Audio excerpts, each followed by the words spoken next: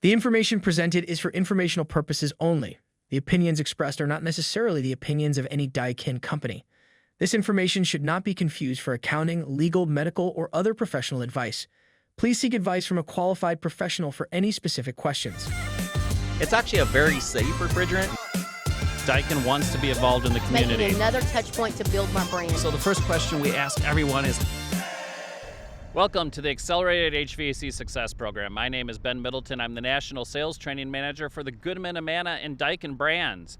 Today we are in Hilton Head, South Carolina at the Daikin Control Summit, and I'm joined here with Kenny. Kenny, you're a Regional Technical Sales Support Manager out of Kentucky, right? Yes. Yep.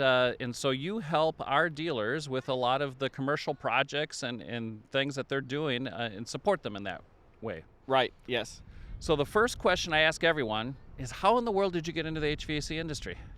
So it was fun. I always wanted to be in the trades. Okay. My father and my grandfather were in the mechanical side of things. So next door to my dad's shop was an HVAC company. And so I was able to see that they did some stuff on the commercial side. And then so out of high school, I went directly into our VOTEC, Kentucky VOTEC. Did 2 years there. Graduated in 1999, and I've been in the HVAC business ever since as a service technician. So I came out of VOTEC, worked with a small company, Franz Mechanical, out of Lexington, Kentucky, and worked there for 6 years. Then came over to Thermal Equipment Service, and I was on the service side for 6 years. And then the sales department pulled me over, and I've been working at Thermal total 20 years. So Kenny, tell me a little bit, what does a sales technical support manager do? So when it all first started, whatever our sales department sold, I supported. Okay. So from the post-sale of it. So anytime from the install to the commissioning, to the warranty, to after warranty, that's what I support. So Thermal Equipment's unique in a way where we now do not have a service team. And so that's where the support manager part comes. So I have a team under me that goes out and does all of that same stuff through the whole state of Kentucky. And we have 3 offices, Lexington, Louisville, and Paducah. And we have a great support staff that all do that. So, and then also I train and teach VRV install, commissioning, service level 1 and service level 2. So I'd be remiss, we're talking about Kentucky. Obviously, we've got the Bourbon Trail that goes right through Kentucky. Do you guys have any fun VRV projects that you've done with any of the distilleries that maybe some of our guests have heard about? Yeah, so we have, we've done the showroom at Woodford. It's got some Daikin VRV. It's all in there. And then we have in the barrel where they season the barrels, we have we're utilizing the heat pump, air-cooled, they try to accelerate the seasons or they try to slow the seasons down to get the bourbon where it needs to be based on temperature. Okay. And then so they're having us work and experiment on that side of things, and it seems to be working out well. It's always fun to see when you start dealing with the more technical products, some of the fun projects that you get involved in. And so who knew the next time that somebody's drinking their glass of Woodford Reserve, they can think about, okay, Daikin actually helped in the aging process and putting this all together. Right, yes. Yeah, that does make it nice. Yeah. So when you think of VRV, there's a lot of contractors out there that may be intimidated by VRV. I talk to them every single day. What are some of the things that you do to really help a contractor get comfortable, or where you see those light bulb moments where all of a sudden they say, okay, I finally get it, I understand it? Yes, by just keeping it simple. Remembering what got us here, basic superheat, subcooling, taking a delta T across the air temperature, just keeping it simple. But the issue is that on the VRV side, there's so many indoor units. Right. So they get overwhelmed really quick. They don't know where to start. So just keeping everything simple and basic. If it gives you an error code, hey, you got a place to start. Doesn't give you an error code, then you have to control the unit itself. Turn the unit off, start it up slowly, see what happens until something doesn't make sense to you, and that's where you start. So what are some, do you have a basic blueprint of here's the first things you should go look at when you're going out on a job and troubleshooting a VRV job? Listen. Okay. Listen to the customer, or listen to what the problem is, right? They'll always tell you what the problem is. You just have to be willing to be open-minded and listen. If they're complaining about comfort, then you know where to go comfort-wise. If they're always complaining about it never worked from the beginning, then go back to the beginning. Start there. But listening to whoever's giving the complaint to you. What are the top 3 problems that you see with VRV systems? The top 3, I would say it's got to be maintenance, right? Okay, yeah. Because it's on a grand scale. Our industry lacks in maintenance because of the just the cost of it and the training that it takes to maintain things. So that's the start, and then that all pushes down from there. If we have a dirty filter, and then you have dirty filters all throughout the system, then you create flood back on the compressors. And then the actual systems themselves, right? We have mechanical parts that sit outside. We have leaks. We have expansion valves that go bad. We have reversing valves that go bad, just like any other system, right? We're just a bigger, and it will affect it so much more whenever you have just a small sensor problem that could have been found during a maintenance that then creates such a large scale of problems. So I'd say maintenance, the lack of training.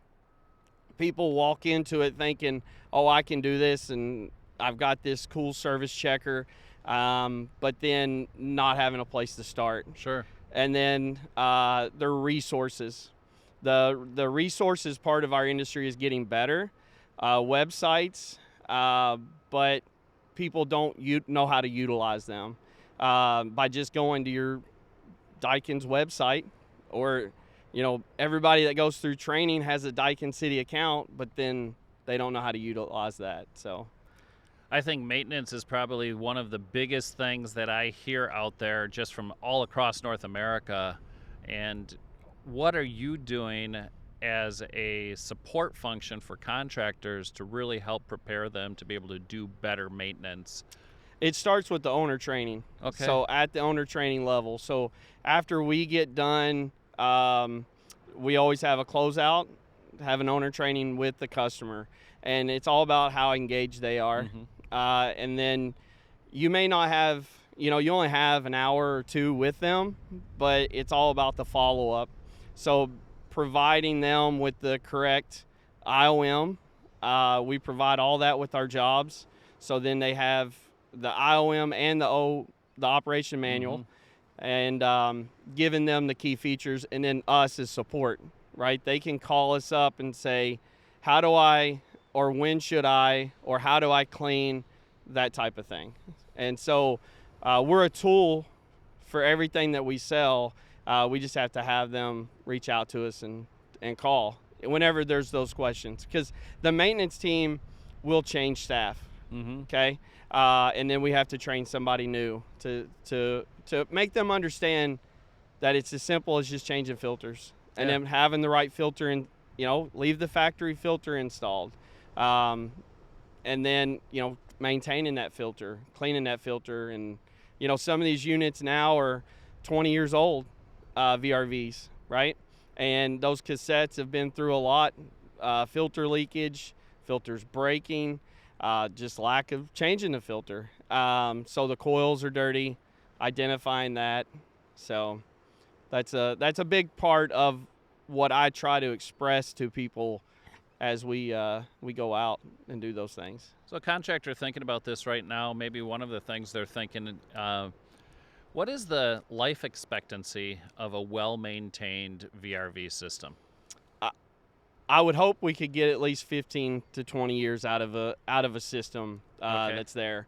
So one of the best things that's coming out is the Hero, right? Absolutely. So we can utilize the AI function, so a building owner can get some kind of clarity on how bad their system is or how good their system is, based on those trend datas.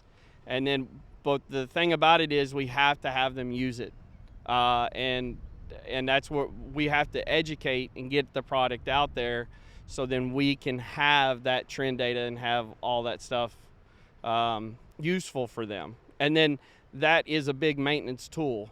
So then they see, oh, I'm starting to hit a lot of low temperatures and I'm starting to have problems every 3 to 5 months. And then maybe I have a compressor failure on the 6th month. And then it's repetitive once they start going back and looking, and it all comes back to that filter issue. And then so with the Hero trends, it's all right there for them. So then they're able to see a lot more of that right there in front of them. The Hero's not going to lie to them, Right. and that's what we're finding out. And it's very useful information, but once again, they got to be able to use it. So, I mean, will you go out and help a contractor if they, want to propose a VRV system opposed to a traditional system? Will you help them with their first couple of quotes and help them put that together? Yeah, so on our sales team, that's what they do. And then but me, I'm after the sale. So, I mean, it's So, great, yes. but I mean, you got a full, you're there really to support the contractor. Your whole entire organization is. So you'll help them with the sales. Somebody else on your team will do that. Yep. Then they'll sell the job. And then once they've sold the job, then you kind of come in there and you walk right beside them and help them with the ordering, help them with the install, help them make sure they commission the system properly, Right. get that birth certificate for the system using the Hero system. I mean, it just really makes it very simple for a contractor to get into this business and differentiate themselves from all of their competitors. Right. Yep. Yeah, that's one of the big things that we try to always move forward, and then help the ones that have bought the product and keeping the product moving forward. So if you had any words of wisdom or final thoughts for all of our contractors that are listening to this right now, what would you have to say to them? I'll just say continue to educate yourself. Like these podcasts, they're very helpful. There's a lot of people that in our industry that are very intelligent, and they bring a lot to it.